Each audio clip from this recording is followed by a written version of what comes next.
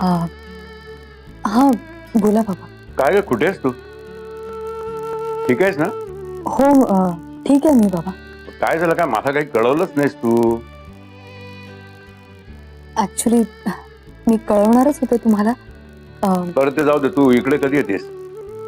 मी ज्या कामासाठी आले होते ते कामच झालं नाहीये माझं अजून. उद्या लागेल निर्णय, मग उद्या येते घरी. म्हणून तू खरंच ठीक आहेस ना? हो तुम्ही नका काळजी करू. बरं मी ठेवू का? मी करते नंतर, थोडं काम आहे. ठीक आहे ठीक आहे, काळजी घे स्वतःची आणि फोन कर मात्र नक्की. हो.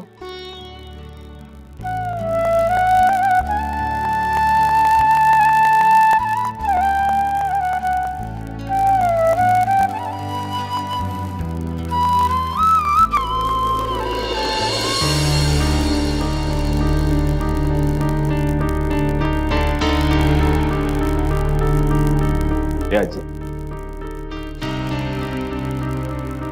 ऐक, आजी आजचा दिवस आपल्यासाठी लई महत्वाचा आहे. का? गेल्या अनेक वर्षांपासून अपूर्ण झालेली कामं संपवून टाकायची कायमची. माझा तुझ्यावर पूर्ण भरोसा आहे. मला ठाव आहे तू काय बी चुकीचं वागणार नाहीस. समज ठीक होईल. तू काय बी काळजी करू नकोस, मी आहे ना सोबत तुझ्या. दादा बोलवलंस? गौरंग, तुझ्याशी एक अत्यंत महत्वाचं बोलायचं होतं. आपल्या प्रॉपर्टी बद्दल. म्हणजे? गौरांग, आपण दोघं भाऊ आहोत, त्यामुळे खरं तर या प्रॉपर्टीचे 2 हिस्से व्हायला हवे.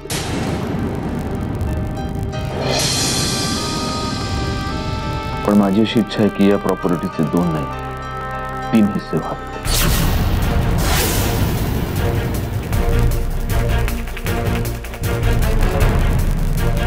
दादा जे काय ते तुझ्यामुळेच आहे, तुझंच आहे सगळं. पण तिसरा हिस्सा कोणासाठी?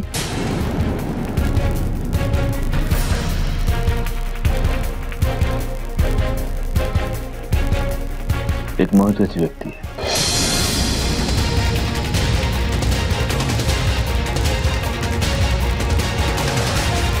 आजपर्यंत माझ्याकडून त्या व्यक्तीवर खूप अन्याय झाला. त्या व्यक्तीला मी आपल्यापासून तोडलं, या घरापासून दूर ठेवलं. पण आता मला त्या व्यक्तीला या घरात माझ्या आयुष्यात पुन्हा घेऊन यायचंय.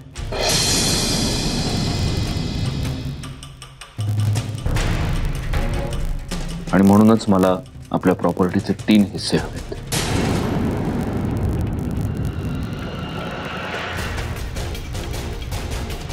तू काळजी करू नकोस गौरंग, मी तुझ्या हिश्श्याचं काहीही तोडून तिला देणार नाही. आय होप तुझं याच्यावर काहीच ऑब्जेक्शन नसावं.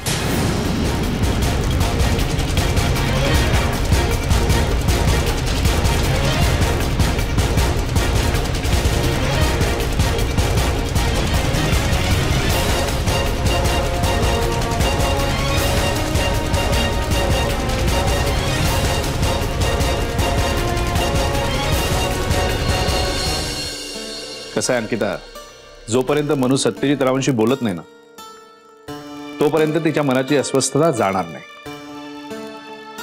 हो, म्हणून तर कोल्हापूरला गेली आहे ना ती. बघितलंस, शेवटी माझा संशय खरा ठरला. सत्यजित रावांच्या घरी जी मुलगी आहे ना ती सत्यजित रावांची पोटची मुलगी नाही. मी हेच तर म्हणत होतो. हो, पण आता मनु तिकडे त्यांच्याशी बोलायला गेली आहे म्हटल्यावर प्रियानं अजून काही नाटकं केली नाही म्हणजे मिळवलं. तिला करू दे काय करते ते. मनुचा स्वभाव ओळखतो मी. आपली मनु जिद्दी आहे. तिने एखादी गोष्ट ठरवली ना तर ती करणारच, मागे हटणार नाही. हो ना, पण या अट्टहासामुळे अजून काही वाईट घडायला नको. तसाही खूप मनस्ताप झालाय. अंकिता, आपण नेहमी चांगल्याचीच इच्छा करायची असते आणि गोष्टी चांगल्याच घडतात. पण अचानक काही घडणाऱ्या गोष्टी असतात की नाही, त्यावेळी काय करायचं? त्या संकटांना आपल्याला सामोरे जावंच लागतं की नाही? हो, म्हणूनच मला राहून राहून असं वाटतं की तुम्ही कोल्हापूरला जावं. मी का? हा म्हणजे सोन्या आहेच तिच्यासोबत, पण त्याचं वय तरी काय हो. तुम्ही गेलात तर मनूला मदत होईल ना, एक मॉरल सपोर्ट मिळाल्यासारखं वाटेल. हे बघ, तुला जर कुठल्या गोष्टीची भीती वाटत असेल ना तर ती आधी डोक्यातनं काढून टाक. अगं सत्यजितराव आहेत तिथे, मग कशाला भ्यायचं. आणि मध्यंतरी ह्या ज्या काही गोष्टी घडल्या ना त्यामुळे मला अजिबात कसलंही टेन्शन नाहीये. आणि तरी तू म्हणत असशील तर जातो मी कोल्हापूरला, पण मी त्या दोघांमध्ये जाऊन काय करणार. अगं ही वेळ त्या दोघांनी बोलण्याची आहे, नाही का?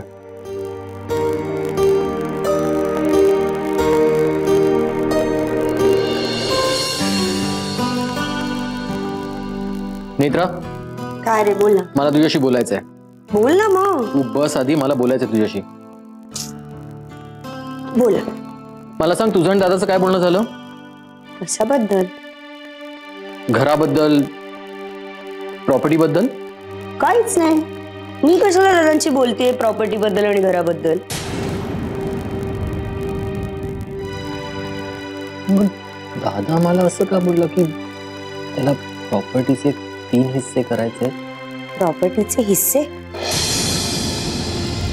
आणि करायचेच असतील तरी 3 कशाला? तेच तर मला कळत नाहीये. दादा मला मगाशी म्हणाला की त्याला एका व्यक्तीला पुन्हा घरात आणायचे आणि हा 3रा हिस्सा त्या व्यक्तीसाठी आहे.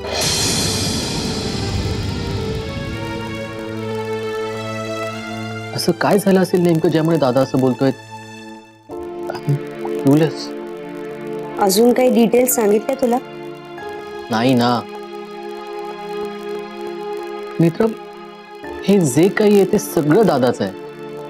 नाही, प्रॉपर्टीच्या हिस्स्याची क्युरिओसिटी नाहीये मला, पण 3री व्यक्ती कोण आहे मला, I am more curious about that.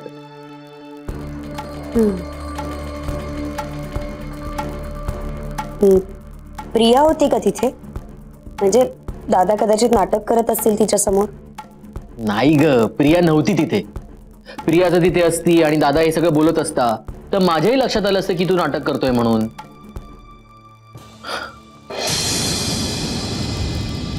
पण मुळात मला हेच कळत नाहीये की प्रॉपर्टीच्या वाटण्या करायची गरज काय.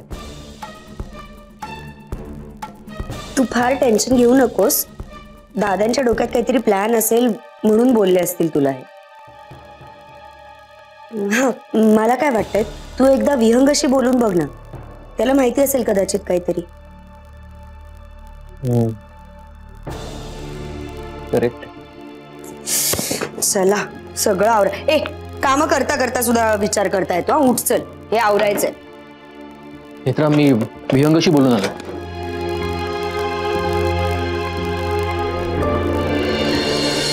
सत्यजित बोललाय म्हणजे त्यामागे नक्कीच त्याचा काहीतरी विचार असतो. प्रॉपर्टीचे 3 हिस्से होणार असं कळलं. 3 हिस्से? तेच तर.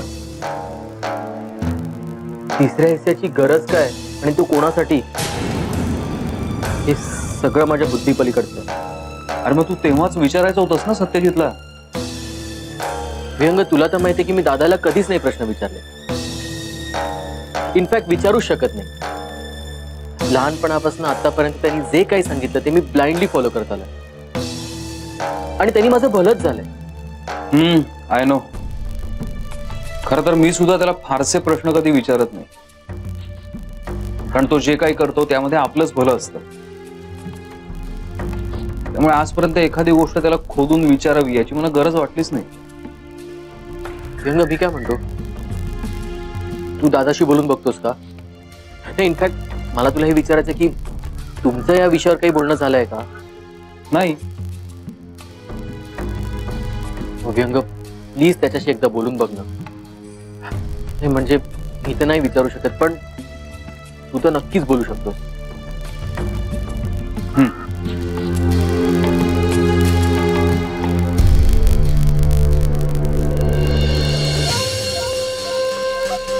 सत्यजित, 1 मिनिट. प्रिया, मला ऑफिसला जायला उशीर होतोय, पण नंतर बोलूया. अरे मी काय म्हणते एकदा ऐकून तर घे. अगं ऐकून घेतलं ते प्रिया, मी आता आणखी नवीन काय सांगणार आहेस तू? मी तुला म्हटलंय ना, आपण आज संध्याकाळी बोलू.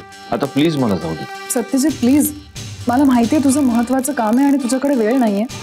मी खरंच तुझा जास्त वेळ नाही घेणार. ऐक ना. बरं, जे काही आहे ते लवकर बोल प्लीज.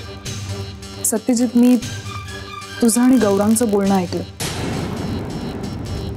नाही म्हणजे चोरून नाही ऐकलं. मी खोलीच्या बाहेर पडत होते आणि तुम्ही बोलत होतात ते माझ्या कानावर पडलं. मला माहिती नाही तुझा यावर कितपत विश्वास बसेल, पण मी एक गोष्ट खरंच सांगते. माझा तुझ्यावर याआधी इतका विश्वास नव्हता. मला नव्हतं वाटत की तू जितका डेस्परेटली मला हवायस तितकीच मीही तुला तुझ्या आयुष्यात हवी. पण मगाशी तू गौरांगला सांगताना मी जे काही ऐकलं त्यावरनं माझी खात्री पटली. तुझं प्रेम सिद्ध करण्यासाठी तू तुझ्या प्रॉपर्टीतला हिस्सा माझ्या नावावर करतोयस हे ऐकून मला खूप आनंद झाला. आणि हे तू माझ्या परोक्ष बोललास यामुळे तर खरंच आणखी आनंद झाला. पण सत्यजित, मी खरं सांगते, मला ही प्रॉपर्टी, हे घर, यातलं काहीही नकोय. माझ्यासाठी माझ्या आयुष्यात सगळ्यात महत्वाचा तू आहेस आणि मला फक्त तू हवायस, बाकी काही नाही. तसं नाही प्रिया, आता काही गोष्टी कागदावर ऑफिशियल झालेल्याच बरं, नाही का? ते तू काहीही म्हण, बट खरंच I am very happy. You should always be happy. बरं, आता मी निघू. खूप महत्वाची मीटिंग ऑफिसला, आणि त्याही पेक्षा महत्वाची आजची संध्याकाळ आपल्या दोघांसाठी. बाय. काय? Thank you so much. आज तू माझ्यासाठी जे काही बोललास त्याबद्दल.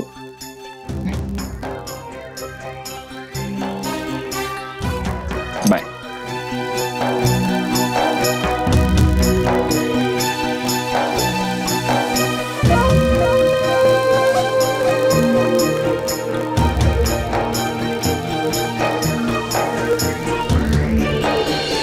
वहिनी, मी तुला एकटीला तिकडे पाठवणार नाहीये. अरे असं काय बोलतोय सोन्या? मी तुला सांगितलं ना, हा सगळा त्यांच्या प्लॅनचा भाग आहे. मी तुला खरं सांगू का, या सगळ्या गोष्टींवर माझा बिलकुल विश्वास नाहीये. सोन्या, मी दुसरी तिसरीकडे नाही, आपल्याच घरी जाते. आपल्या घरी म्हणजे कोणी एकेकाळी आपलंच घर होतं ना ते सोन्या. ते घर माझं कधीच नव्हतं, आणि एवढं सगळं होऊन सुद्धा तू त्या घराला आपलं घर म्हणवतेस. वहिनी, मला कळत नाहीये तुला नक्की काय हवंय ते. मला काय हवंय, मी काय विचार करते हे तुला खूप चांगलं माहिती आहे सोन्या. त्यामुळे तुम्ही काही महत्वाचं बोलत असाल तर मी नंतर येतो. नाही, बोला ना.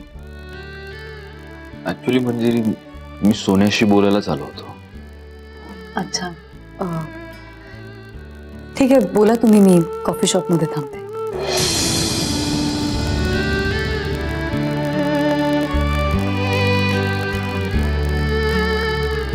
सोन्या,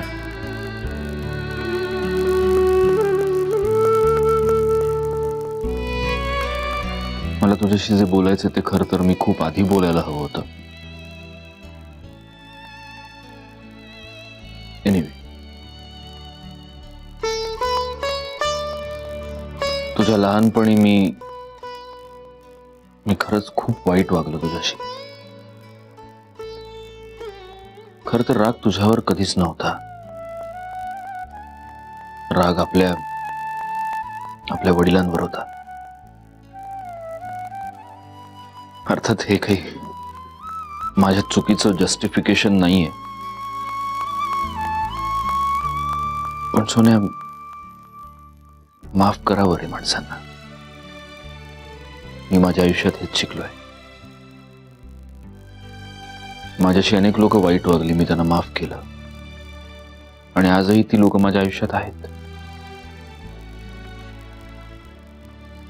अर्थात मला कधीच कोणी माफ नाही केलं,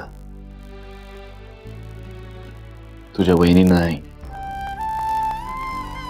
तिच्या वडिलांनी नाही, तू नाही.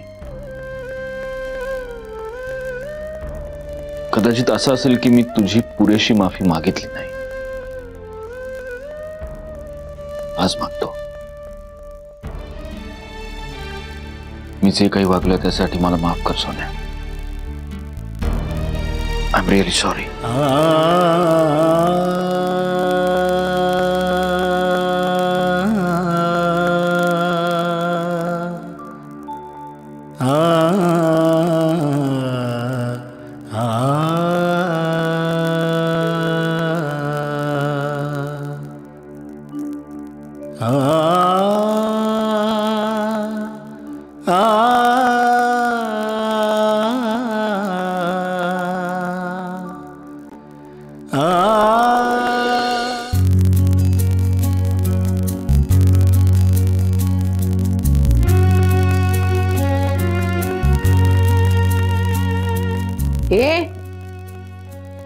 काय ग काय ग तू कट्टी आहेस माझ्याशी? नाही नाही मग माझ्याशी बोलली का नाहीस? मला वाटलं की तू माझ्याशी रागावली असशील. तुझ्याशी का रागावले असेल मी? मी तुला ते म्हटलेलं ना की तू माझी मम्मा व्हायचंय ते, म्हणून मला वाटलं की तू रागावली असशील. रागावली आहेस? नाही ग बाळा, तुझ्यावर नाही रागवली आहे. मावशी माहितीये बाबा ना हल्ली खूप चांगलं वागतात, मम्माशी प्रेमाने वागतात. तूच सांगितलं होतंस ना बाबांना, तू फ्रेंड आहेस ना त्यांची. अगं अनघा, मम्मा डॉल काय करतेस? काय नाही. कशी आहेस? आणि आज इकडे कशी काय? सत्यजितला भेटायला आली होतीस का? अगं पण तो बाहेर गेलाय. मला माहिती आहे सत्यजित घरी नाही ते. मी आर्याला भेटायला आले. आर्याला? अगं पण ती सुद्धा बिझी असते आजकाल. आधी शाळा, मग ट्युशन्स, मग डान्स क्लास. हो ना डॉल? हो. आणि हो, बरं झालं तू आलीस. मला तुला हे सांगायचंच होतं. एक दिवस रिकामा ठेव बरं का? का? अगं सत्यजितचं आणि माझं लग्न आहे ना.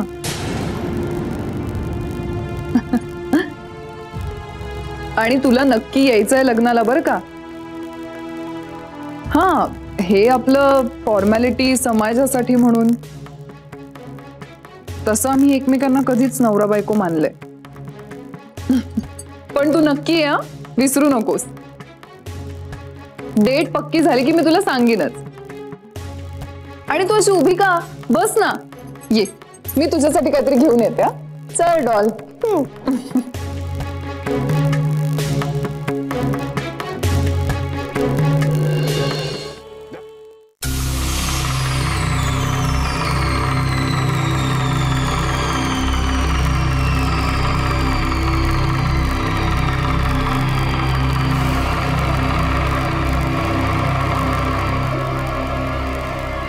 तुमने पुकारा रे हम चले आए, जान है तेरी पर ले आए. नमस्कार. Current husband of my ex wife Manjusha Holkar turn into Manjusha Bhosale. I am here. बसा. बसणारच आहे, बसणारच आहे. आणि नुसतं बसणारच नाही, चर्चा सुद्धा करणार आहोत आम्ही. तुमच्या मित्रांनी एवढं प्रेमानं आम्हाला बोलवलंय त्यांच्या स्वतःच्या ऑफिसवर, बसणारच आम्ही. But where is he? He is where? बसा तर. बसणारच आहे, त्याच्यासाठी आलो इथे. काय घेणार? चहा कॉफी? आम्ही कुठलंही उत्तेजक पेय घेत नाही, चालत नाही आम्हाला ते. वर्ज आहे आम्हाला ते. आम्ही फक्त दूध घेतो. आमचं सगळं सात्विक आहे, खाणं पिणं वागणं सुद्धा. तो कुठे हा Mudholkar? You are here, I am here, we both are here. Where is he cheating आहे. पाहुण्यांना स्वतः बोलवायचं आणि स्वागताला स्वतः उभा राहायचं नाही, चुकीचं आहे. ही चिटिंग आहे. आणि दादा होळकरला चिटिंग अजिबात आवडत नाही. आम्ही कधी चिटिंग केलेलं नाही, आम्ही करणार नाही कधी. अहो शालांत परीक्षेत सुद्धा आम्ही कधी चिटिंग केलं नाही. आमच्या मनात आली होती भावना, पण आम्ही केली नाही. आम्ही एक वेळ नापास झालो पण चिटिंग नाही केलं. चालत नाही आम्हाला ते. लावा फोन, बघा होते कुठे ते. आम्हाला का तेवढीच काम आहेत का? लावा फोन. येलेच तो इतक्यात. कदर नाही, कदर नाही त्यांना. दुसऱ्याच्या वेळेची अजिबात कदर नाही, तुम्हाला सांगतो. बघा ते कुठे ते बघा. आम्हाला बाकीच्या अपॉइंटमेंट्स आहेत, बरीच काम आहेत आम्हाला, तेव्हा सोडून आम्ही इकडे आलेलो. बोला, बघा.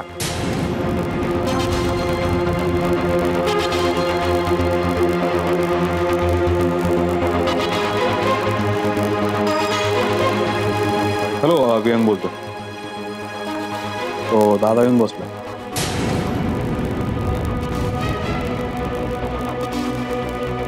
हा, ओके ओके.